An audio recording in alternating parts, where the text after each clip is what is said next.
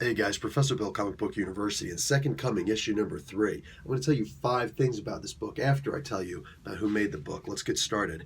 This is You Can't Go Home Again. Richard Pace and Mark Russell are the creators of this story. Russell does the writing and Pace does the art. Leonard Kirk does the finishing with the Jesus solo pages, and the colors for Leonard Kirk is by Andy Troy.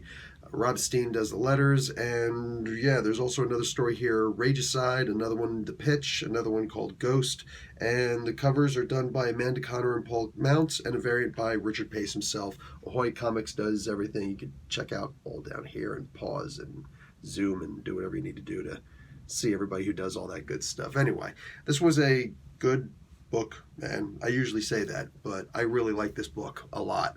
For one so sick, I'd have done it a whole lot sooner. Anyway, let's get talking about number 1 on this list, bowling. If I had one disappointment in this book, it's that Jesus goes bowling and there's no thunder. Sorry, I still remember those stories when I was a kid, and then going to church and asking the bishop, be like, "Hey, so my dad says, like, listen, sometimes our parents just tell us things." Okay, sure. That was Bishop Dino. nice guy. Okay, so let's talk about number 2 on this list. Satan appears. Man, I was really hoping they were going to hold this one off, but if you're going to introduce Satan, have Satan visit Jesus in a gay bar. I'm just saying this is the way to do it. This was fun, and there's a whole plot set up, and I'm looking forward to see how this plays out. I get the feeling that God isn't being entirely honest here, but then we also know that Satan's a liar, so we'll see what's up. Let's go to number 3 on this list. Sunstar's Dildo House. I'm not going to go into any more explanation than what I just did. All right, the title, that says it all. If you don't understand what I'm talking about, you should probably go and look at the book, because this was... I'm about to lose it now, man. Laughing isn't good when you're sick. You go into a coughing fit pretty soon, man. Anyway, let's get talking about number 4 on this story. Sunstar is also broke. His grandmama, whatever, is she's old. She's starting to get the first onsetting stages of dementia, and she needs a little bit of help. Unfortunately, that requires a good amount of money.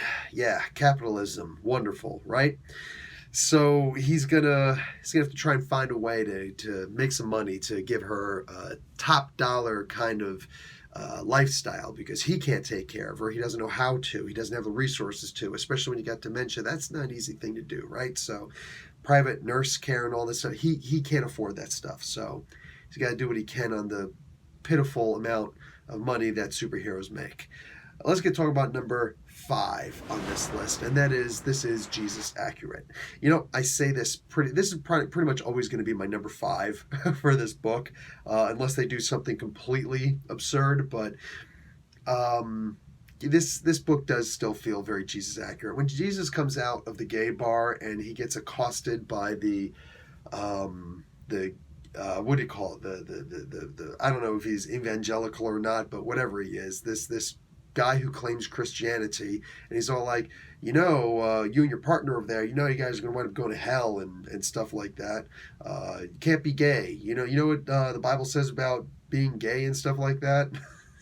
Jesus himself never actually talked about homosexuality. In fact, anytime that Jesus does talk about anything in the Bible, it's usually to put a much lighter take on it and to be cooler. God, like Jesus' father, is the God of wrath.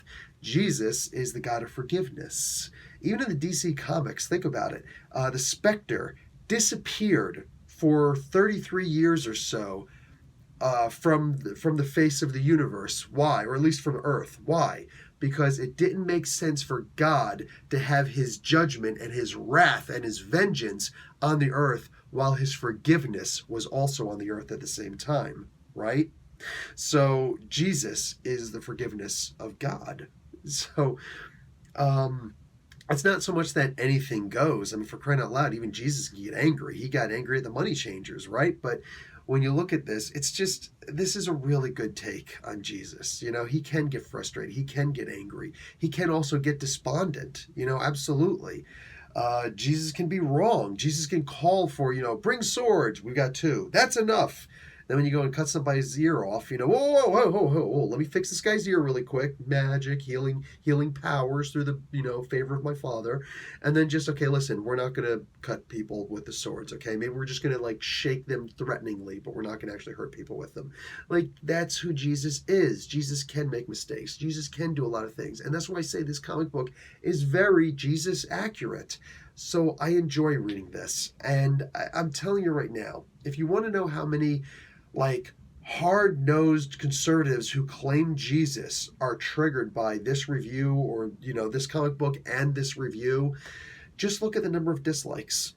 Because seriously, man, this is just one of those books, dude. I really do genuinely love this. And at the end of the day, looking at this book should be one of those very simple and easy reminders that as hard right as you want to turn, if Jesus ever did come back onto this really messed up earth that we've turned it into, and that we continue turning it into, he would be the leftist of the lefties. He would be so left that AOC and Bernie Sanders would be like, whoa, Jesus, you gotta slow down. Maybe we can get there eventually, but like Bernie Sanders and AOC would look like moderates compared to Jesus. I mean, for crying out loud, he would be so far left. And anybody who doesn't know that is the same person that when Jesus sees you on the day of judgment will say to you, just like he says in the Gospels, I never knew you. Get away from me. I never knew you. I love this book because it gets you thinking, not just philosophically, theologically. I miss books that do that. Professor Bill, Comic Book University. Class dismissed.